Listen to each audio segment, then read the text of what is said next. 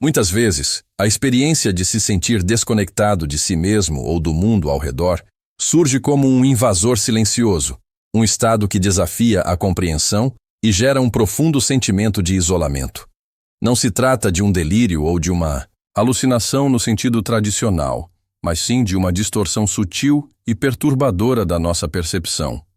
É a sensação de observar a própria vida de fora, como se estivesse assistindo a um filme, ou de perceber o ambiente como artificial, irreal, desprovido de sua familiaridade intrínseca. Essa desconexão, conhecida como despersonalização e desrealização, é um fenômeno que afeta um número surpreendente de pessoas, embora muitas vezes permaneça envolto em mistério e estigma, inacessível à linguagem comum e à compreensão fácil.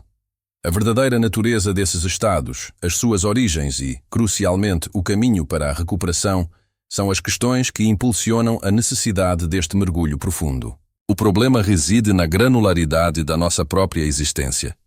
Em um mundo que exige constante presença e engajamento, a experiência de se sentir ausente, de estar em um estado de observação neutra e distanciada, pode ser devastadora. Ela mina a base da nossa identidade, a conexão com nossos sentimentos, pensamentos e corpo, e abala a confiança na própria realidade. Para o indivíduo que a vivencia, a despersonalização e a desrealização podem ser aterradoras, levando a uma espiral de ansiedade, medo e desespero, muitas vezes sem saber a quem recorrer ou como articular o que está acontecendo. A ausência de um vocabulário preciso e acessível para descrever essas experiências contribui para o ciclo de incompreensão, tanto para quem as sente quanto para quem tenta ajudar. Este roteiro se propõe a desmistificar esses estados, oferecendo um olhar honesto e profundo sobre o que realmente significa vivenciá-los. Nosso diferencial está em ir além da mera definição, mergulhando nas nuances da experiência subjetiva, explorando as razões subjacentes que levam a essa desconexão e, de forma central, traçando um percurso realista e esperançoso para a superação. Não se trata de oferecer uma cura mágica ou uma solução simplista, mas sim de construir uma ponte de compreensão, conectando o isolamento da experiência individual com um conhecimento fundamentado e prático. A jornada que propomos aqui é aquela que permite reconhecer a despersonalização e a desrealização não como uma falha ou um sinal de loucura, mas como uma resposta complexa do nosso sistema a determinados desafios, uma resposta que pode ser compreendida e, através dessa compreensão, transformada. Abordaremos as camadas de significado, as manifestações diversas e os caminhos que levam de volta à sensação de estar plenamente presente e conectado. A intrusão desses estados dissociativos frequentemente se manifesta através de sensações corporais alteradas, um aspecto que merece atenção particular e distinção dos mecanismos puramente cognitivos. Pense na experiência de sentir seu corpo como estranho, como se fosse um vaso vazio ou um membro fantasma de sua própria existência. O toque, que normalmente ancoraria a realidade física, pode parecer distante, como se a pele fosse uma barreira impenetrável entre o eu e o mundo externo. Essa dessensibilização táctil, ou, inversamente, uma hipersensibilidade que torna o contato físico desconfortável, é um dos pilares da despersonalização. Por exemplo, a textura de uma roupa favorita pode subitamente parecer alienígena, ou o calor de uma mão amiga pode não ser sentido com a mesma intensidade ou significado emocional de antes. Essa desconexão sensorial não é uma perda de função neurológica, mas sim uma reconfiguração na forma como a informação é processada e integrada pela consciência.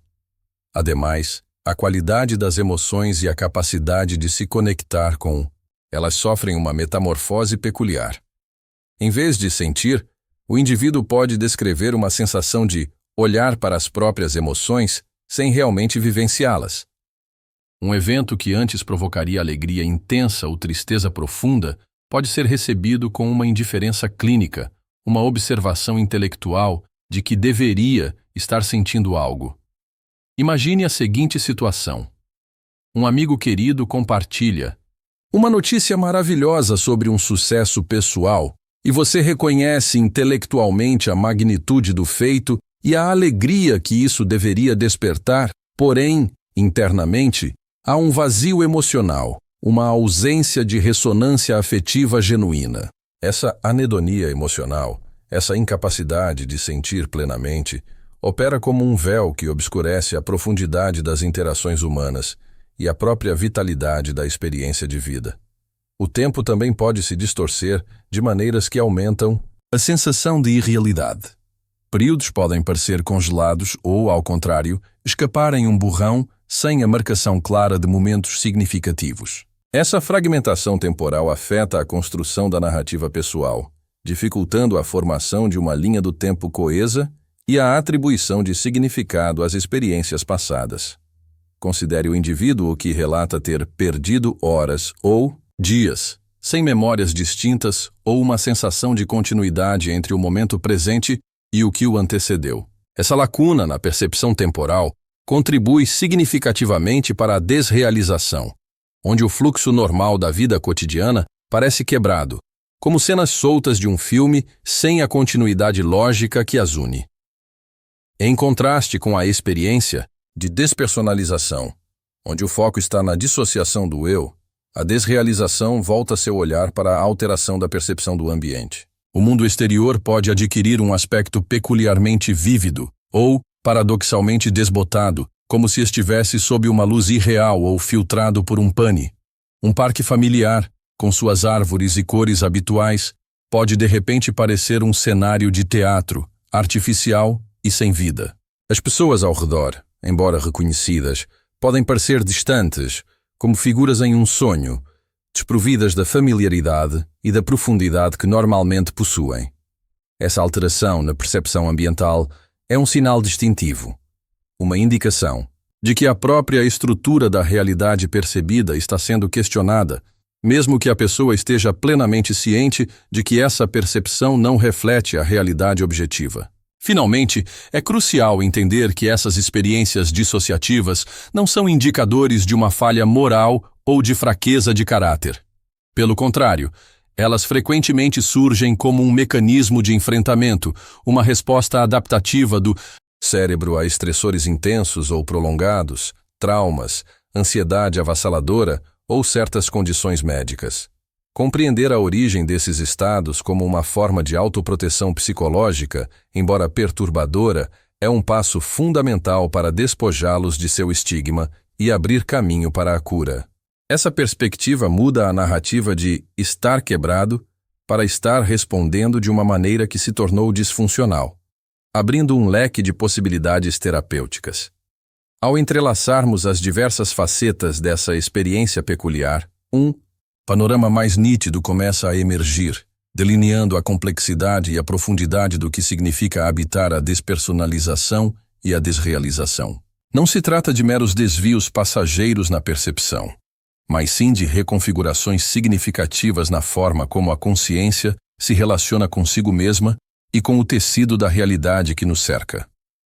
Percebemos, ao longo dessa exploração, como a ausência de uma conexão fluida e contínua pode afetar desde a mais íntima percepção do próprio ser até a mais externa interpretação do ambiente. A maneira pela qual o corpo se apresenta a nós, a reverberação das emoções em nossa vida interior e a própria cadência do tempo que nos sustenta, tudo isso passa a ser atravessado por uma lente distinta, alterando a familiaridade do cotidiano. Refletindo sobre essa jornada até o momento, torna-se evidente que a compreensão desses estados exige um olhar que transcenda explicações simplistas. A complexidade reside na intrincada dança entre a mente, o corpo e o ambiente, e como um desequilíbrio nesse sistema pode desencadear tais reações. O que antes poderia ser interpretado como um sinal de fragilidade, agora se revela sob uma luz diferente, a de uma resposta, muitas vezes involuntária, a pressões que sobrecarregam os mecanismos de regulação emocional e de ancoragem na realidade. Essa nova perspectiva nos convida a considerar a resiliência inerente ao ser humano, mesmo quando manifestada de formas que podem parecer contraditórias. À medida que avançamos, a convergência dessas observações aponta para um entendimento mais matizado. Estamos nos aproximando do ponto em que as implicações dessas descobertas começam a se cristalizar, sugerindo não apenas a natureza do problema, mas também as bases para uma reorientação.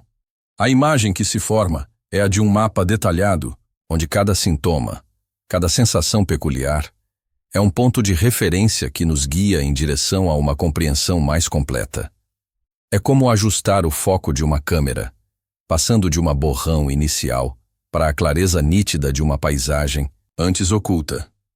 Essa progressão no entendimento é fundamental para que possamos vislumbrar os caminhos que levam de volta a um estado de bem-estar e pertencimento.